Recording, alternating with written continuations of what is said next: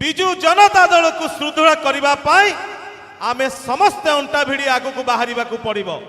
ये जो मिछुआ सरकार, ये जो बीजेपी सरकार झुमला देखे कि जो सरकार को आसी ताकू प्रतिहत करी विजु जनता दल को सरकार को आनिबा पाई आमे समस्ते एकत्रित होई लड़िबार आवश्यकता रही।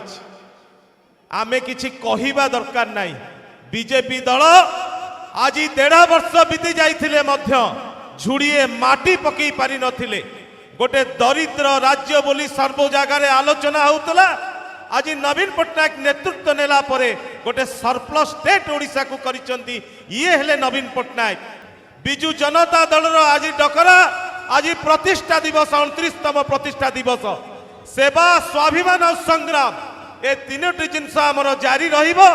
तृणमूल स्तर रे जो लोक माने अछंती सरकारंकर विफलता नवीन बाबूंकर जो लोकाभूमिकी कार्य ताकू लोक मानक पाखरे आमे पहुंचेबा। पुणी आज सरकार को आमे आसीबा। विजु जनता दल आज प्रतिष्ठा दिवस रे समस्ते संकल्प नबार आवश्यकता रही।